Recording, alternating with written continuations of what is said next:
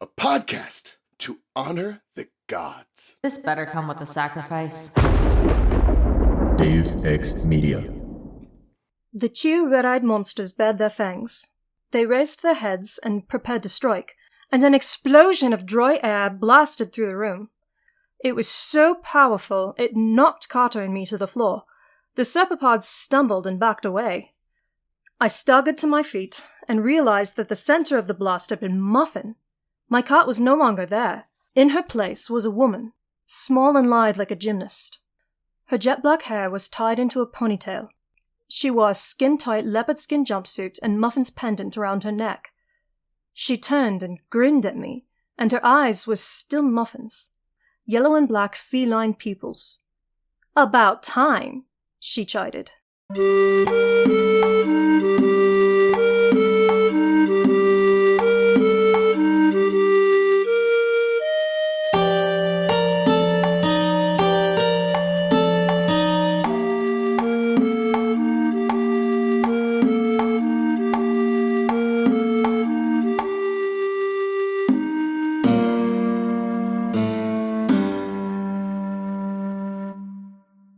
Welcome to Of the Eldest Gods, where we discuss Rick Riordan's role as our godly parent. I'm Raye, following the path of Geb. And I'm Charlie, following the path of Bast.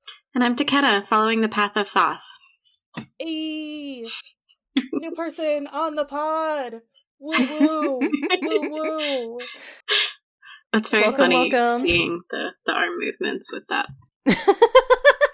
Oh yeah, there's a lot of physicality in this audio-only medium for some reason. Always is. Yeah, Charlie likes to do a lot of motions, and it doesn't really translate to the pod, but it's fine. Yeah. Don't worry about it. Certainly not. Well, we have a new guest. We need to do new guest things. Yeah.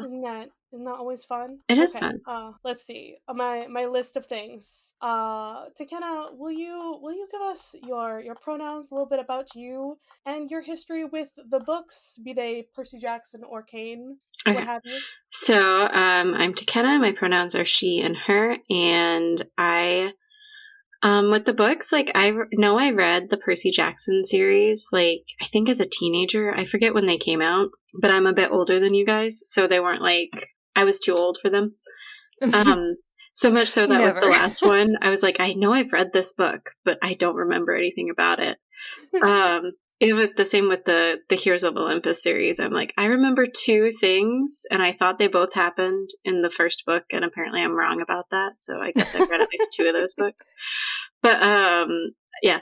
And the Kane Chronicles I've never read. I hadn't really heard of until you guys were going to start this, so I went and borrowed it from the library and read it, because I was like, it's at the library, so I'm going to read the whole thing, which is so easy to do. The chapters are really short. But it's fun. It's really fun. That is so exciting. I'm so glad to hear that. I'm so glad we got people into new books with this podcast. Well, I think so many people read, like, the original Percy Jackson series, and then were just like, that was it, right? Like, the story happened, and yeah. Mm-hmm. I feel like Kane tends to be the forgotten stepchild of, like, For real. the spin-off books. Like, everybody knows Percy, everybody knows Heroes. Trials is a little bit, Magnus, I think a lot more people know. And then Kane is like, what? What's that? I feel like Kane Chronicles, at least so far, has the least connections to the original series. Yeah, out of all the spin-off things. Like, the Yeah, other one, like, I do know another couple things about the other ones that they, like, there's some connections there to the other series. That one makes of them, sense.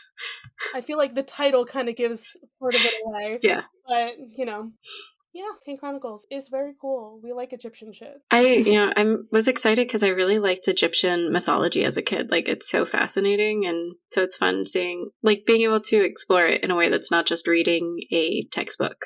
That's really exciting. Exactly. So, reading this newly as an adult, like, I always wonder how it comes off, because it's definitely like a YA series.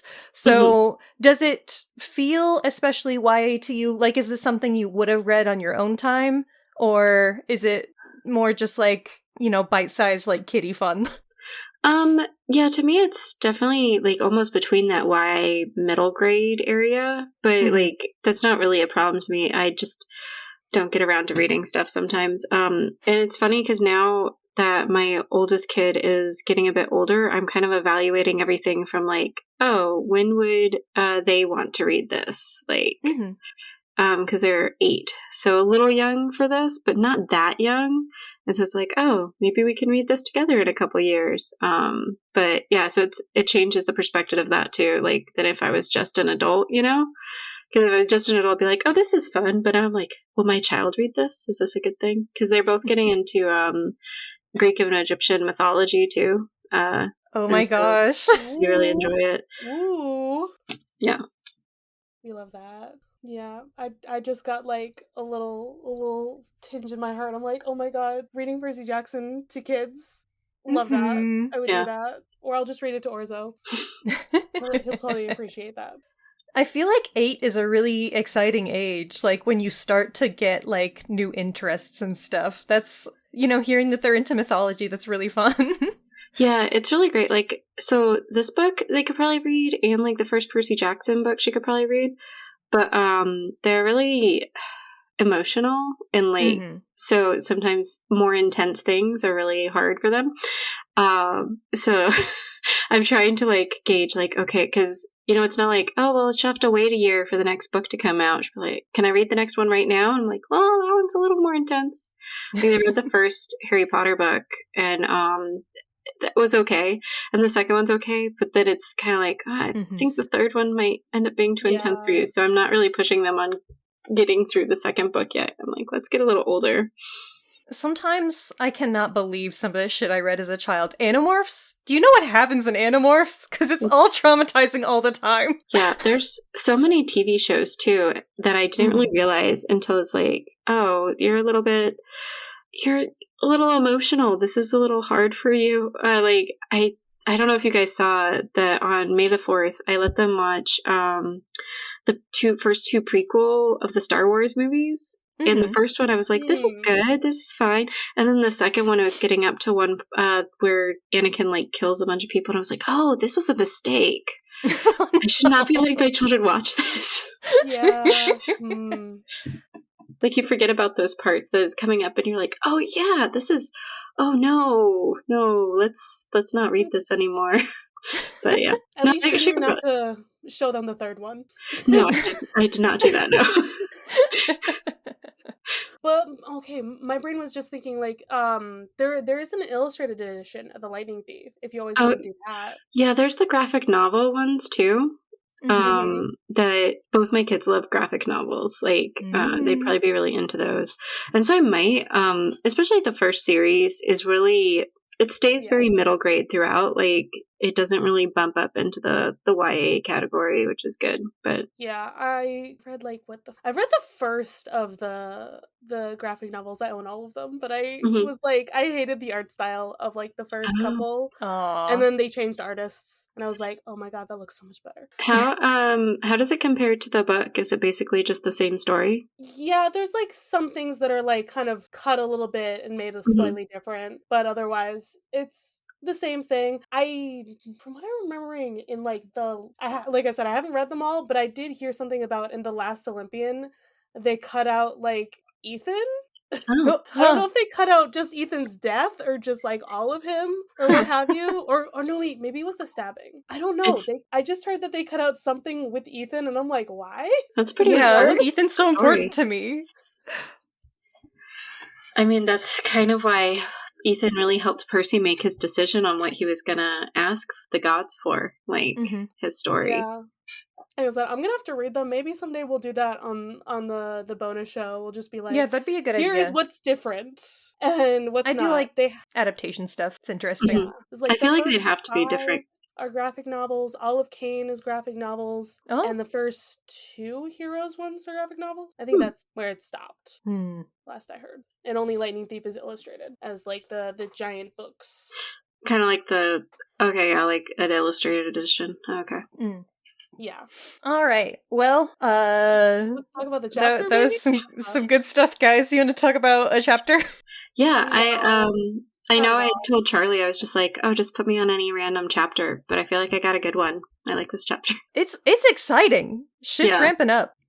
I was like, ooh, this one has a good title. Let's give it to Takenna. Well, I also Okay. like cats, so Exactly. Yeah.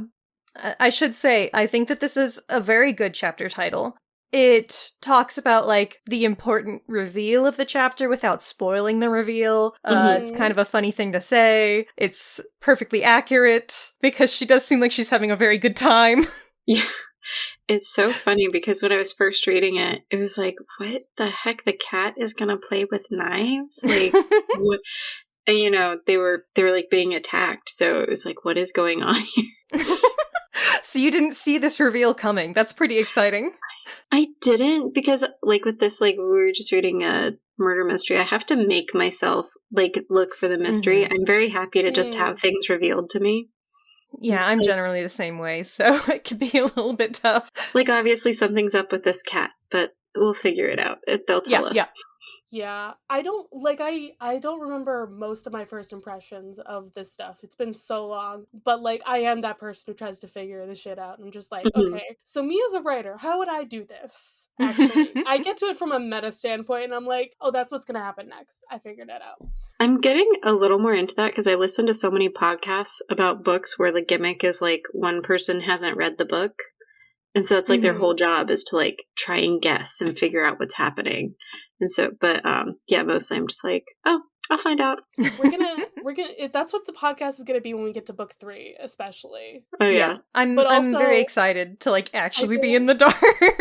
I don't remember that much from the third You won't be able to spoil anything. I think that's the fun thing, is you can make off-the-wall predictions. Like, because you can't spoil it, because you don't actually know. It's just a guess. Yeah, it's a very different podcast format. I'm excited to get into it. Okay, so in this chapter, Philip of Macedonia, our good sweet boy, he is locked in mortal combat with some long necks. They are not the ones from the Land Before Time. It's somehow worse. No. After seeing that the kids are worrying about him, Philip heroically sacrifices himself to get rid of his aggressors. Unfortunately, it does not work at all. These Serpapards are able to get past the house's enchantments, and they break in, which is really bad because our protagonists are untrained children, and Khufu is no help at all. Sadie remembers something about Muffin being supposed to protect her, and so she orders her to do that. And even though Muffin is a cat and they normally don't follow orders at all, it actually works. Charlie's patron has finally arrived. Muffin was the goddess Bast this entire time. Yay! Pretty short chapter, actually, but like I said, pretty dang exciting. Yeah, very significant, too. We love it. We love to see it. But you know what? Before we get into the chapter, it's time to talk about the thing that we met in this chapter, the scary long necks. Yeah, I tried to cold pronounce that shit. I don't know. Serpopard? Serpopard? We're gonna get because it's supposed to be like serpent leopard. Yeah. Serpopard. Well, it sounds like you're just messing up. There is no correct pronunciation. It's just a modern coinage. It's a portmanteau of serpent leopard. It's not an Egyptian word whatsoever. They did not have a word for what these things were. So, they're just like on stuff. Yeah, they're literally just like on a bunch of things. I sent y'all a link. Like look at these. Like they're everywhere. They're just. They're also interpreted as serpent-necked lions, so unclear. It's a cat and maybe a snake. Probably some like weird giraffes. Exactly. Yeah, they do. I'm trying to think of what they could have actually been that they were like thinking of. Right, like those bestiaries where they just try to describe animals that they see from other cultures. Yeah. I know it's supposed to be a serpent, but my brain just does think of like the what are they called? The slizzards from Spy Kids 2. That's what my brain goes to. I went Hunger Games. There's a creation in the last book that is like, this is kind of how I picture them. Never actually. They chase them through the sewers in the last book. Oh no, that sounds horrifying. The Hunger Games is a little too much for me. It's a lot for someone who used to write Little Bear episodes. What? Yep. Oh, I'm learning so many things. Alright, so the serpopards are often on like the pallets, as they're called, not plates. like on the Narmer palette. There's also the Oxford palette is what it's called. And just like on the Louvre, I guess. Sure, why not? I love Go that. for it. And this is really cool. There's like a seal, like a cylinder seal. Yeah, of I Earth was also with them about to on it. talk about that, because I like how it seems like they almost use them as, like, borders around something, or at the bottom of something. Like, you know, you can Yeah. use it as a pattern, Mhm. where it's just a line of serpopards with their necks wrapped up. Yeah, I really want to know what they're like symbolizing here. I mean, maybe we'll get into it here, but classified as a feline, long-necked lioness. Does not have spots. So if it's a leopard, it's a leopard did not have spots. Yeah, it's got the feline head and not a serpent head specifically, and no other really snake features on it. So Yeah, I can't tell what kind of head that's supposed to be looking at them. I don't know. They're pretty weird. I guess they do look like lion heads or something. Say there's the one palette that's like clay. It really looks like lion heads. It's like the last picture. Yeah, they do look like lions to me. So one interpretation is that they're a symbol of chaos that reigned beyond Egypt's borders. That like the pharaoh's gonna tame, I guess. Okay.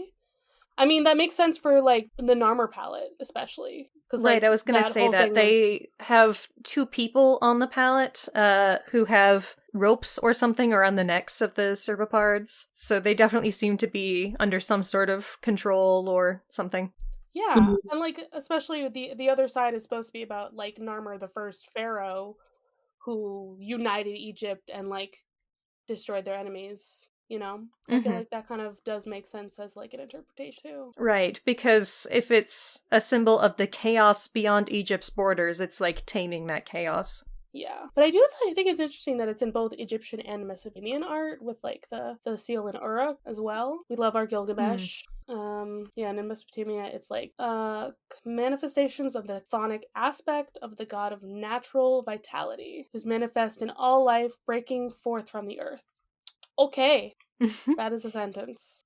Chaos. I think that just means chaos. Yeah. Breaking from the earth. Cool. So, what I find so interesting about this is that we really don't know what they are. You know? Yeah. It's a lot of But interpretations, it's a lot of guesswork, but it's a symbol that we've kind of lost the meaning behind. Yeah, Yeah. we really have. And it's fun that Rick can, you know, be able to take that and make whatever he wants out of it, so... I mean, it always makes me wonder if when they were like creating these depictions, was it something out of their imaginations, or was it like based on, you know, seeing a giraffe skeleton and like putting several things together? Like with the elephants and like the Cyclops thing. Like, I have seen similar depictions of giraffes with, like, somebody describes it as having a snake head, and so an artist depicts it as, like, a fucked up snake creature, you know? Yeah. Well, because like that's the thing is giraffes don't really have snake-like heads. They kind of have more, you know, like camel heads. And Right. so I could see someone being like, they've got like a snake neck because they have such a long neck, which would be why. But they made it snaky, like, you know, they made it all curvy and serpentine. Yeah. I mean, I feel like it's also interesting if we're combining like the animals, the cat and the snake, which are two very prominent animals Yeah. in Egyptian stuff as well. And they are Like, no they- stranger to combining animals. For Yeah. sure. Well, I mean, that would be why they would be drawn to them too. So they had it described as like, oh, it's like a snake cat thing, like giant snake cat thing, and be like, oh, that sounds amazing. Yeah. And then of course our pop culture, we have Kane Chronicles right here. Literally, it's this chapter.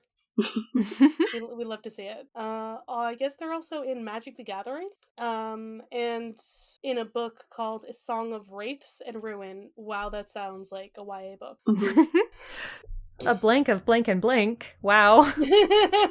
Right? It's a different a blank of blank and blank, but so many of those. Yeah. I guess the last thing I want to say here is that I do like that the sea also mentions the questing beast. I don't know if y'all got that, but I did. And hey, this is one of my favorite very obscure King Arthur things. Mm-hmm. Which is also a weird creature made of an amalgamation of parts, some of which being the snake and a leopard, also a lion and a I hart. think so. I just went to that page, and I think that image of the questing beast is what I was thinking of as like a funny giraffe. Yeah, because it does have leopard spots. Yeah, okay. The questing beast is just a giraffe. Changed my mind. It has a snake head, though. Right, but you know, it could just be a giraffe. Snake neck, body of a leopard. It makes sense to me. I mean, giraffes are one of the weirdest animals out there to exist. I'm like, how did this happen? So someone I in love like them. Northern Europe, British Isles area saw a giraffe and was like, "What the fuck is that?" I'm putting it in my legend. Yeah, I mean, I would be like, what the hell? Yeah, that's serpopards. They exist. They sure do. Are you sure? I don't know. They're just giraffes. All right. Do we love the first line of the chapter though? No. No? Okay. No. It's or actually, I guess I do in the fact that it seems like something that a 12-year-old would say, but yes. Like, Rick's really good at writing, like, 12-year-olds. I'm kind of impressed. So often you're like, this doesn't sound like children. But Me as a small child was like, wow, Sadie's humor with, like, the nut goddess, peak energy. Yeah, he's going really sky goddess right now, which is to say nuts. So Khufu's going off the walls, screaming, running around, he's just doing it, and we're trying to figure out what the fuck's going on. Yeah, I have to say, based on, like, this chapter, he does not seem very helpful. He's doing his best. Yeah, I know. It's like he had no ideas of what to do, but he got the spirit, but yeah. And he did tell them how to succeed. He was like, "You idiot humans, please use this cat." He's like, "Why can't you people learn how to speak with animals? Come on, I'm trying to tell you exactly what you need to do." Khufu has too many emotions for his little body. He is screaming and running around and bonking himself on the head with an empty Cheerios box, which Sadie says is not particularly helpful, but I mean, he's doing his best. Yeah. He's just a little guy, okay? Leave him alone. And then Muffin is, like, also just watching the window and, you know, it looks like she's trying to stalk a bird. I know exactly what she means like that. Cats do that. Yeah. But it's very, I'm waiting for my turn in the fight sort of positioning. It's the fact that she needs to be granted permission to do so. It's really interesting and it seems like something either, you know, Sadie's dad or uncle should have possibly mentioned. Like, if you need protection, tell Muffin to protect you. Yeah, literally no one told her anything about this cat. Like, I probably would have died. I would just be like, "Oh, Muffin, you're gonna do the thing, right?" And just be sitting there waiting. Like, no, it's just a cat. Yeah. Sadie's like, maybe there's a passing flamingo. Who's to say? I mean, that's a bird, and it would make Khufu go crazy, so I don't know. But it's not. It's the serpopards. And they are tussling with our dear sweet boy, Philip. Where are they again? They're in New York, right? Yes. Yeah, they're in Brooklyn. It definitely makes Sadie's understanding of the United States very questionable, that she thinks it might be a passing flamingo. Yeah, it's not very likely. There's flamingos in America. She's been away from America for 6 years. She doesn't remember what animals we have. Yeah. Yeah, so they're fighting Philip, and Carter's like, "Oh my god, it's the long necks. It's the things that were mentioned to us." Crap. And they look creepy, super creepy. They have glowing eyes. They have fangs and venom. Those pictures did not have all of that. No, Rick added those for spice. No. I mean, presumably they would be pretty scary, but, like, yeah, glowing eyes just for fun. Well, I mean, if they're supposed to have cat heads, glowing eyes makes sense. Like, especially if it's nighttime, because cat eyes kind of glow. So it's not a huge leap. Yeah, and then I guess the fangs and the venom are for the snake stuff. Yeah. Oh, glowing red eyes. Never mind. That's a pretty big leap. I just remember glowing eyes. Glowing red eyes. Just makes I you. was- It's just like, oh, it's a villain. It's like Yeah. feeling included. They're evil, it turns out. Surprise. It's not friend shaped. I was enjoying that you were like, oh yeah, glowing red eyes. That's totally normal. All cats have this. And I'm like, I was like glowing eyes. all right. Sadie is very worried about Philip, as am I. We should all be worried about Philip. Yeah. He's the bestest boy, and they can't open the doors. The house is protected, so like Philip can just defeat these guys. It's okay. It'll be fine. No, it won't. Philip. Okay, so I didn't know that Philip could do this. Philip rises up out of the water. I'm imagining him, like, straight up, like, belly forward towards the window. Yeah. Like Jesus, like, floating in the air. Like, Bouncing on his tail, right? Yeah. yeah. He starts glowing. Everything starts, like, humming and shaking like an airplane engine starting up, it says here.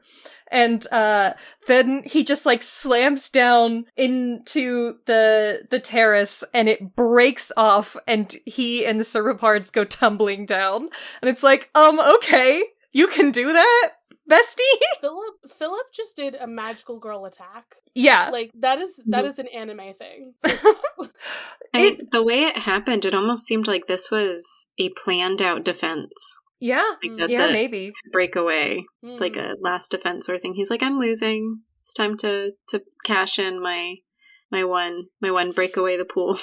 I guess so. Philip has his priorities, and his priorities are protect them kids, and I respect him for that so much.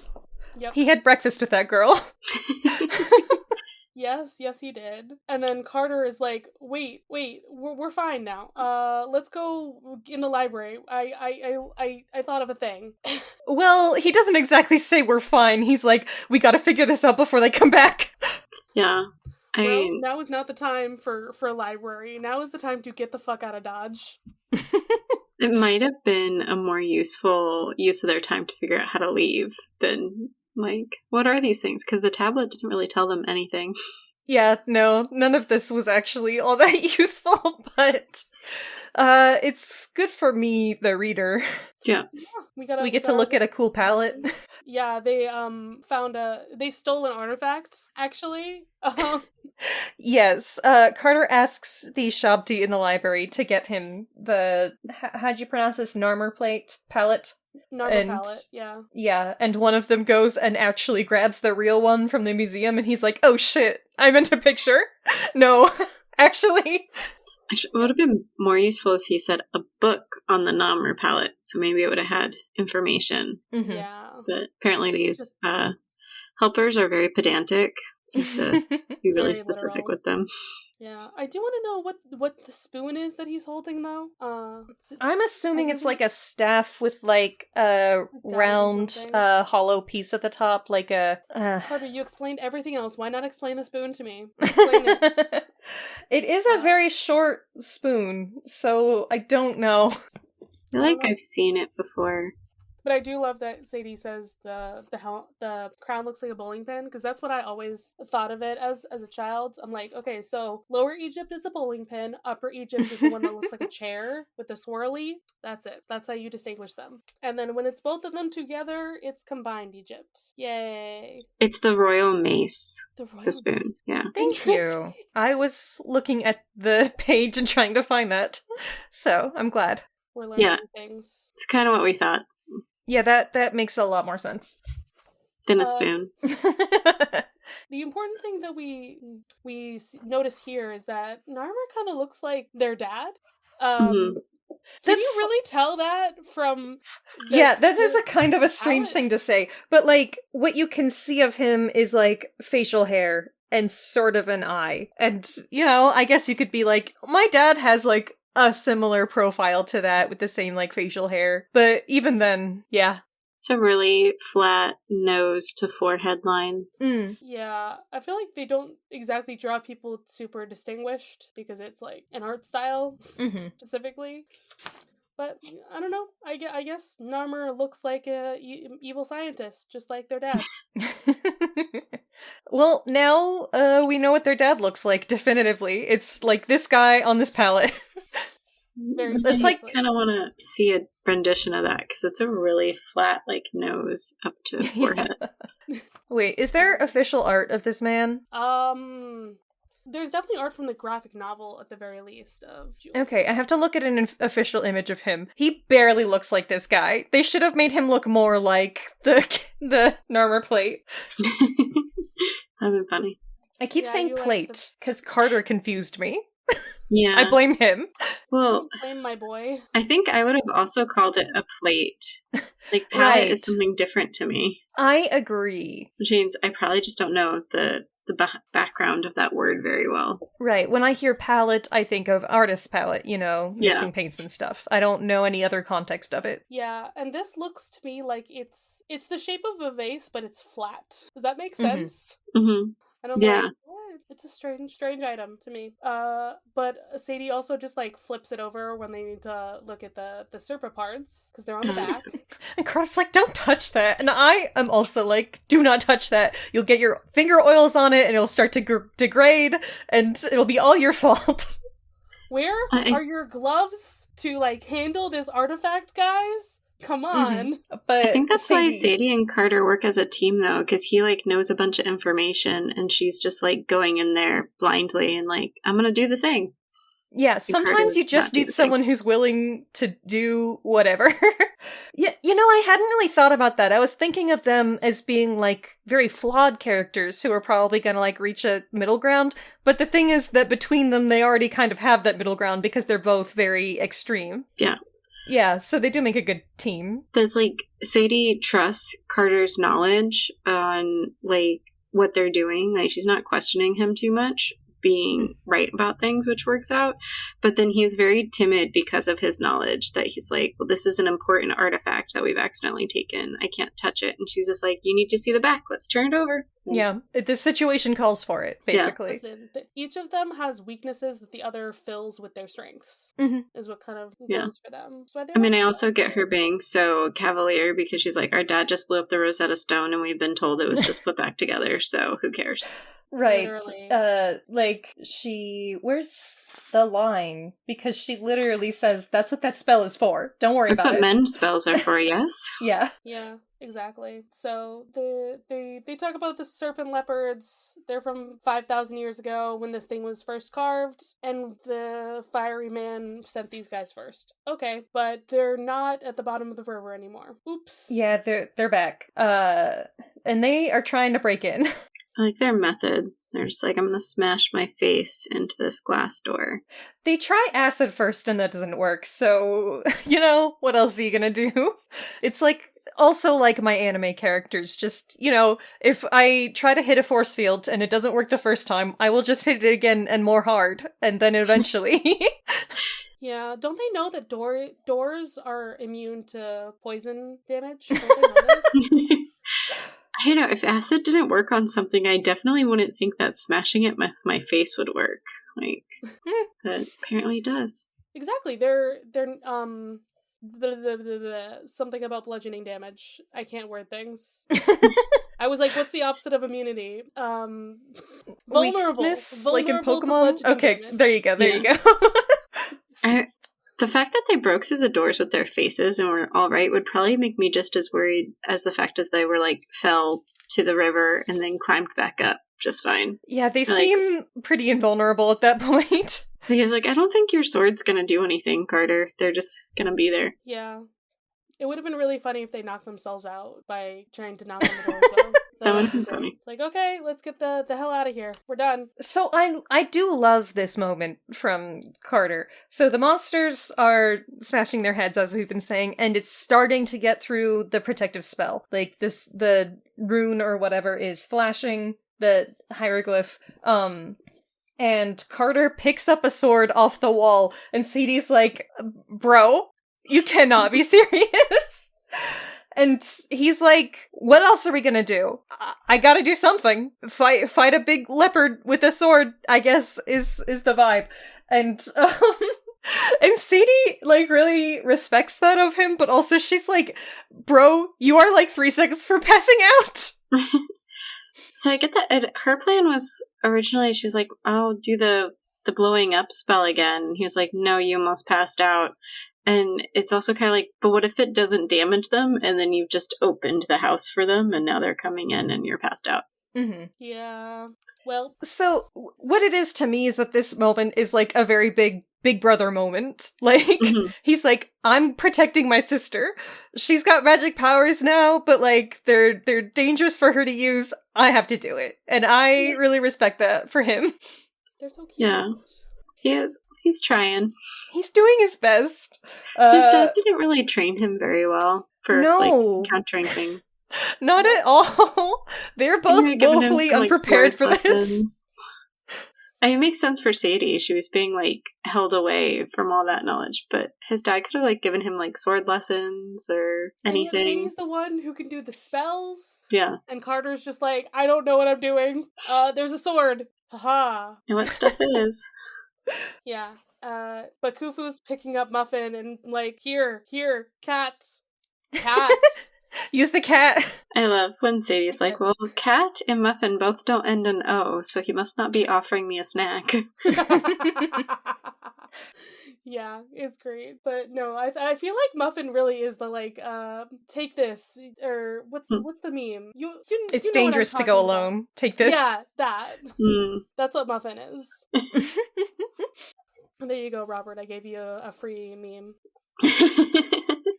Alright, so Khufu does his best to attack the serpopards when they get in. Poor guy. I also love Khufu for this. Like, every member of this household is trying to pull their own weight. These animals want to protect these kids so bad. Love that. I also just feel like Amos should have had a better plan for Khufu if something got into the house than throwing a basketball at it.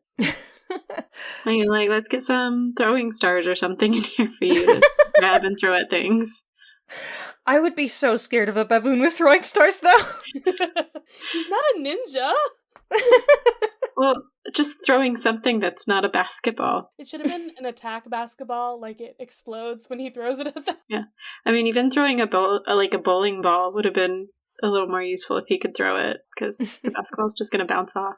So what he does manage to do, though, maybe the basketball was a distraction, because he tackles one of them and bites the shit out of its neck. He does. Yep, and then Sadie's like, remembering, Muffin will protect you. Okay, Muffin, I order you to protect us. I'm just imagining her holding it like Simba. Yeah. Oh my god, wait. Anytime Khufu holds Muffin, that is the moment. Yeah, just wow, like, it's just like Lion King. Yeah. Just like Lion King. There we go. No, so I think Khufu was just being a distraction the whole time, like, because he gave Sadie the cat. He was probably being like, activate the cat. Activate it. I'll hold them off. Yeah. Again, we really Great job, need buddy. someone who has the speak with animals spell to understand Khufu. Neither of them cannot speak monkey right now, so it's not helpful. And It would be way more helpful if Amos was here. Too bad. My man just dipped. Just left. It's a good time to go do other things. Apparently. So Muffin is on the floor. She glows, and then Well, she just sits there licking her paw for a second, which is also very cat-like to me. It's so cat. But then 5 seconds later, she explodes and turns into a woman. It's like a hot desert air that like blasts through the room, which I like very much. Yeah. And then a woman in a skin-tight leopard skin jumpsuit. Of course. We can't not have like this Catwoman inspiration. Would you expect anything less than this? Come on. I feel like Bast was one of my awakenings, but I didn't realize it. I'm not gonna lie. Well, it's funny because, like, Bast is such a popular, like, Egyptian god. You know, she definitely came up in other things that I'd read about, like, Egyptian gods, like, as a kid. So it was, like, familiar. Even more so than the ones that were probably more important to Egypt. Like, people just like Bast. We all love Cat. It's a human constant. I mean, not everyone, but enough people in every generation love Cat so much that, like, how could she not be popular? Yeah. We all know the thing. Egyptians loved cats, okay? They had their own goddess for it. They did. And I get it. I get it. That's very, very godly. sitting there all superior to us lower beings. I wonder if it was okay to be like a single cat lady in Egyptian times. Was that more accepted than it is now? Or he just like a priestess of Bast, like Maybe. helping the cats. Be like, no, Wow. I'm just a priestess. I love the cats. Leave me be. If this was a different kind of Percy Jackson book, I would imagine like a cat cafe just being like secretly a temple to Bast. Oh my god, yes. Every cat cafe is secretly a temple to Bast. Like, we can go in here and get help. Like, Bast will hear us. This is my new headcanon. Absolutely. This is the new headcanon. Those are like her secret forces. Like, when she needs to call upon her armies, she calls upon the cat cafes. Mm-hmm. I mean, it also seems like a great place to have, like, supplies and excess nourishment, right? Like, when you're hurt or whatever. Like, oh, go to the cat cafe. It's, like, the secret hideout. A secret holy place. She's not working as Muffin. She's working the cat cafe. Side hustle. Everybody needs a side hustle. Okay, so yeah, she's like, about time, and she's like super cool, super hot. She's got knives. And she's still got cat eyes. Of course, very fun. She's very excited to be here and to be fighting. Yeah, she's literally having the best time. Yeah. She did just spend years and years as just like a house pet, so... This is her getting out the zoomies. Yeah. Cats do love combat, you know? She's kind of everything to me already.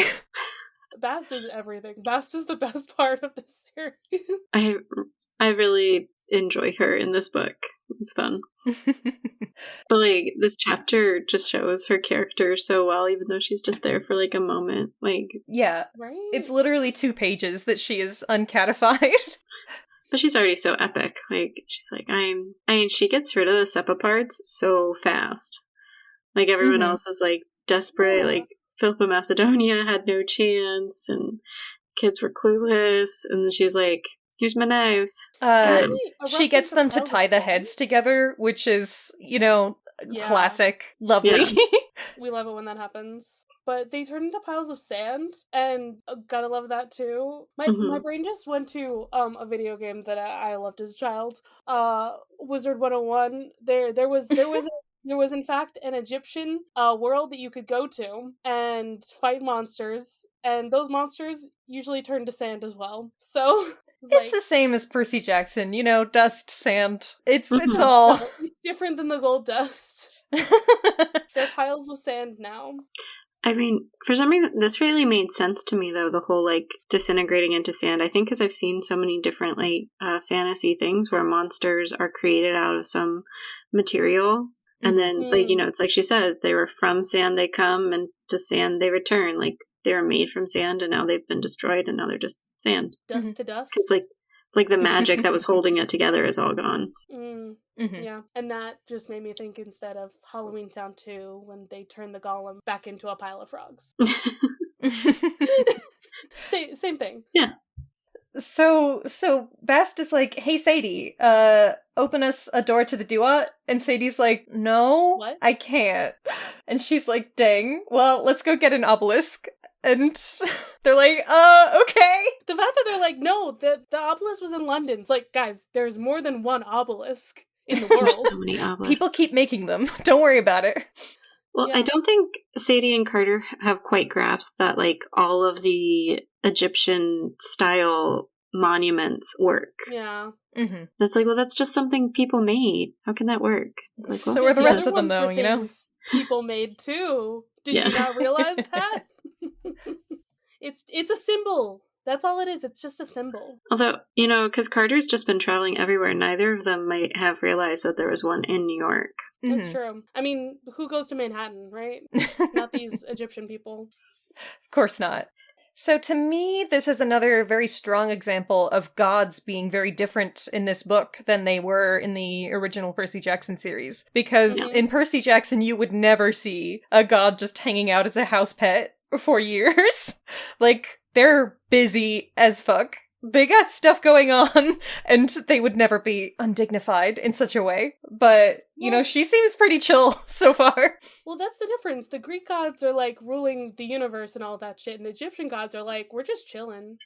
Like, you guys have it handled. We're just here. Yeah. I'm going to talk about this more as the book goes on, as we see more. I'm trying to think of things to say that aren't affected by later in the book, because I did read this book. Right. And this is really, I feel like this is the first peek. I mean, it's only chapter 8. The first peek we get at the Egyptian gods, really. Right. Is how And Bast is. I am also silent now because I just think that it's really interesting how very different it is from the other series. Yeah. I have more thoughts on that, which could be voiced at a later time. Yeah. Well, You'll I just think have to I'll come have one back for another Bast chapter. I think it was 28 or something. Yeah. Much more will have happened. It's written down somewhere. But it's another good one with Bast, because she's the best. She is awesome. Exactly. And her name is not Muffin. Thank you very much. We love that. And now they have to get the fuck out of Dodge. So Good that's times the chapter. for me and not them particularly. I mean, so like there's the end where, you know, Carter realizes she's Bast because of the inscription on her collar, which she's like, I thought that was just like something that my dad did. But if you had Bast as a house cat, what would you name it? Oh my goodness. Does she have any other names, though? Like, that would be like, you know... Less obvious? Yeah. If you didn't realize, she's gonna be like the mythology section for next chapter. So. Oh, okay. But I feel like I would not name her Muffin. Yeah, it seems degrading. What? No. Cats can have any name, though, you know? They can. Cats can have pretty much any name. I feel like they could have just picked something a little more dignified. Kitty, obviously. The most dignified cat name. There's a lot of cats named Kitty in the world. There's a lot of dogs named Kitty. Are there? Yeah. Oh my god, just name her Knives. Just straight up name her Knives. And if somebody asks, like, it's a reference to Scott Pilgrim. What are you talking about? I mean, that doesn't not work as a cat name. Exactly. Like, she's got claws, right? Yeah, she's There you pointy. go. If I had an especially pointy cat, maybe. Yeah. I do think She's it's really interesting feisty. that she uses knives instead of like her claws or like Wolverine claws or something, you know? I like it. Did you guys see the one, I'm trying to remember which old X-Men movie it was, but there was like another Wolverine-like person that they did the adamantium to. But instead of having the claws, she had fingernails that grew. Ooh. Yeah, that's what I'm thinking. Like, why not just like long claws? There was when you were talking about Bast in media, my brain immediately went to a show that I loved that only got one season. The 9 Lives of Chloe King, where they're like weird Bast cat people is a whole thing, and they had like long fingernails that they could like extend like claws. I guess to me, I like the knives as opposed to claws because paradoxically, it feels almost more cat-like because it's refined. It's almost like if she grew claws, it's almost like overly animalistic, you know? Like, the refinement of having a tool, makes her feel very graceful and cat-like to me. Yeah, I could see that. That it makes her a little less creature-like. Yeah. Because she's still supposed to be a god. Mm-hmm. It's true. It's true. I don't know if she uses knives necessarily. So you found your X-Men character who is Lady Deathstrike. Lady Deathstrike. Yeah. She's got a very feline sort of feel to her. All right, we found our Bast. My Bast is the Catwoman film that no one likes one? except for like me and my roommates. Wait, The one with Halle Berry? Yeah. Okay. Halle Berry could be Bast. Yeah. She could pull it off. I was gonna say we have a couple interpretations on the wiki. Like there's like 3 different versions of her art. And Well, we'll save it for next time. I want to wrap up. Yeah. We should. Fine. You don't want to talk about the lady in the leopard suit? I do. I mean, always. I didn't notice before when I was reading that she was in a leopard suit. I was thinking of her, being more in black, like, was my original, like, Catwoman. inclination, yeah. Mm-hmm, Which is interesting because a lady in a leopard suit is pretty noticeable. Right. Right? Absolutely. She's very striking. Well, Takenna, I'm sure I know the answer to this, but do you want to be found anywhere on the internet?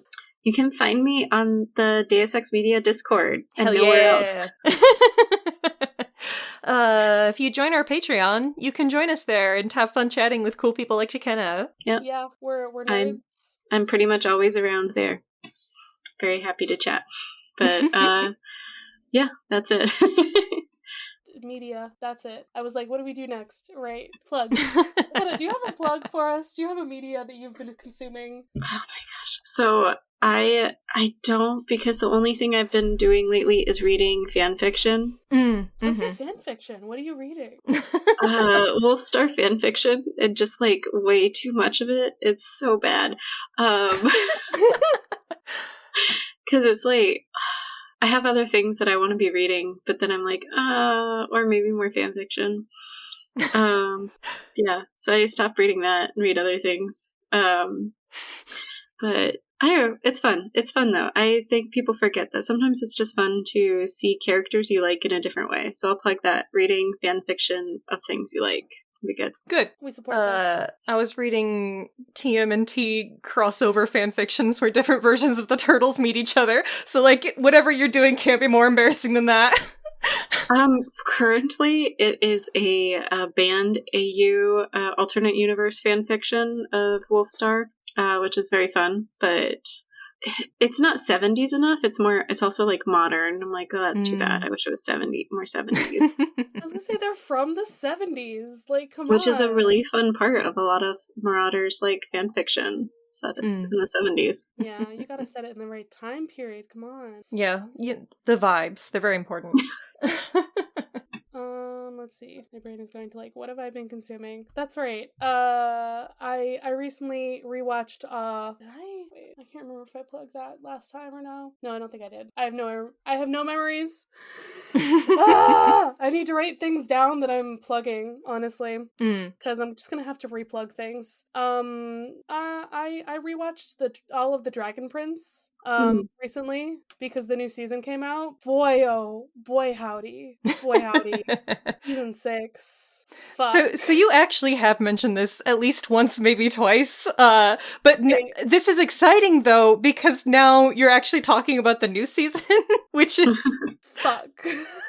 Oh boy, I'm enjoying getting updates about this.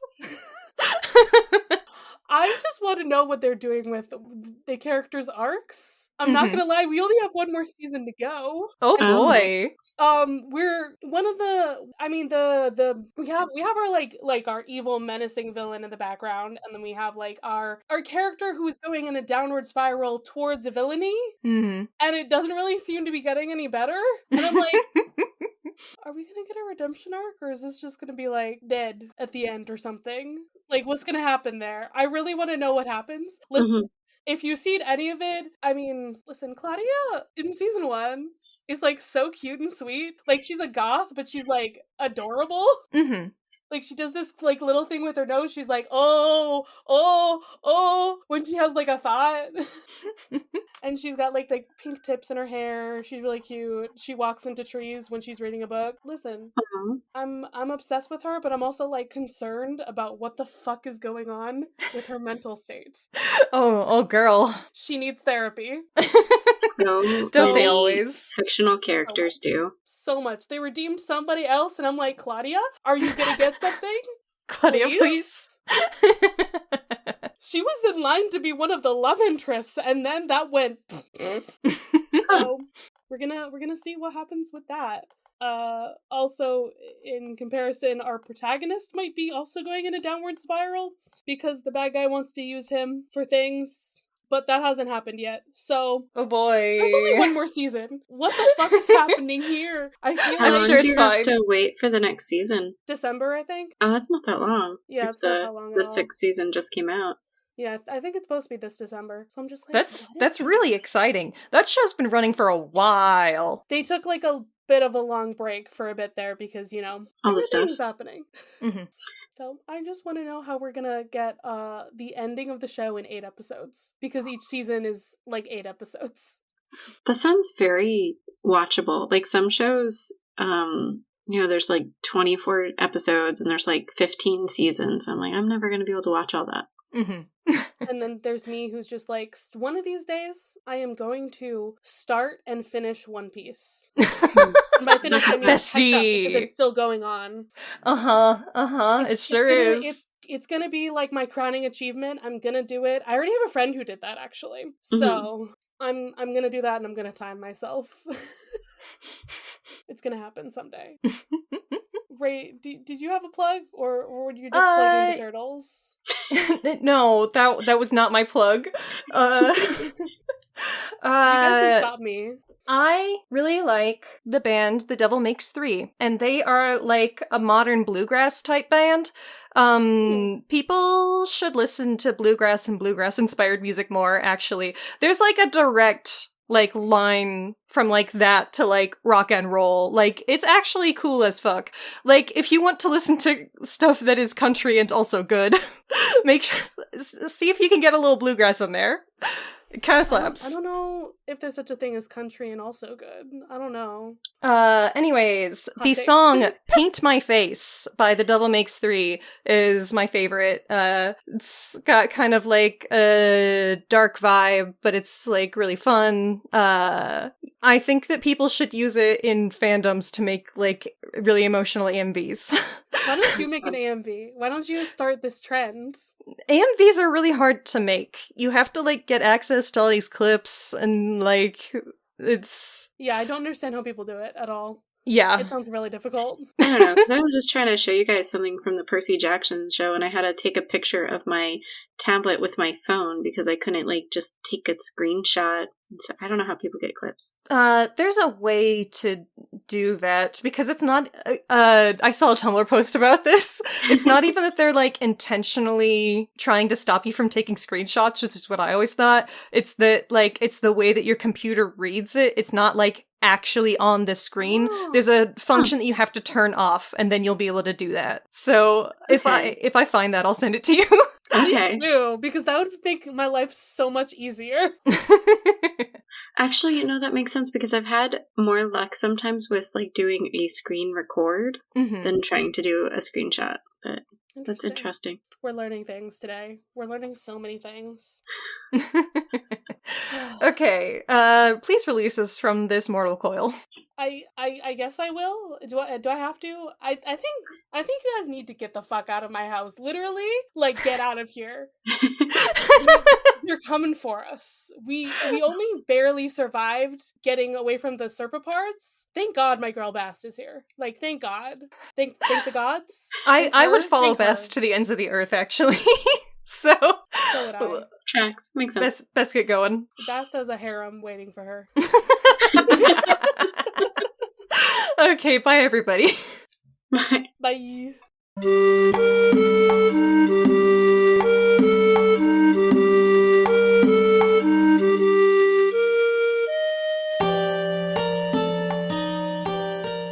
Of the Eldest Gods would like to thank its $10 and up patrons. This means you're either in the Savior of Olympus tier or the God Complex tier on our Patreon, patreon.com/oftheeldestgods. Thank you all so much for your support, especially Matt, our God Complex patron. You can follow this podcast socials at Of the Eldest Gods Pod on Instagram and Tumblr. You can send us a message through the Duat to oftheeldestgodspod@gmail.com. If you'd like to support us financially, join us at patreon.com/oftheeldestgods. By becoming a patron, you can join the Deus Ex Media Discord server, where you'll be able to chat with us and other listeners about the Riordanverse or whatever else. Our $5 patron tier also gets you access to Against All Odds, our monthly bonus show. There, we'll talk about a wide variety of topics, which usually have something to do with mythology, no promises. You can check out our merch store on Redbubble to find custom designs made by Charlie. Or if you cannot or do not want to support us financially, we'd really appreciate a rating, a review, or letting your friends and followers know how much you love the podcast. That really helps. If you want to hear more from me, Raye, check out my If you want to hear more from me, Raye, check out Barbie Movie Slap, a podcast where my co-host Ted and I discuss Barbie's cinematic universe. That podcast's Twitter is at Barbie Slaps. You can follow me, Charlie, at GreenPixie12 on most platforms. I also have an art Instagram at GreenPixieDraws. You can also hear my voice on 2 other podcasts. I co-host another podcast on the network with the meme maker Robert called The Bits, where we talk about the Cartoon Network show Steven Universe. I also co-host a non-network podcast with my buddy Ethan called Mysteries in the Machine, where we talk about all things Scooby-Doo. Our music was created and produced by Isabel Strauss-Riggs. You can find Isabel at Kane I, that's I is in the body part, on Instagram and Twitter. She also currently makes video essays on the YouTube channel Kane I. Feel free to message her about making music for your project or editing your podcast. Of the Eldest Gods is based on the series by Rick Riordan. Right now we are discussing The Kane Chronicles. Remember to follow us on your favorite podcatcher and meet us back here every Thursday. Coffee, tea, honor, cabbage. Long ago, the 4 elements lived in harmony. Then, shit went totally cray when the Avatar attacked. Only the Cabbage Man, merchant of fine cruciferous vegetables, could stand against his trolling. But when the world needed some dank veg, he vanished. 10 years have passed, and my partner and I have started a new podcast. My cabbages! An Avatar podcast. A weekly show about Avatar: The Last Airbender. Whether it's Sokka's new line of cologne. Hey, look at you, sitting there on a seal. Well, now look back at me. I'm on an even bigger seal. Now look away. D&D related antics. You have to make an acrobatics check for that, and Aang just unzips his pants and whips out his D20s. He's just I got this. Or randomly breaking into song. Go bending waterfall. We'll stumble our way through the greatest show ever made, one episode at a time. You can reach us at CabbageCast, which is our Twitter, or subscribe wherever you catch pod. Rotten cabbages? What kind of slum do you think this is?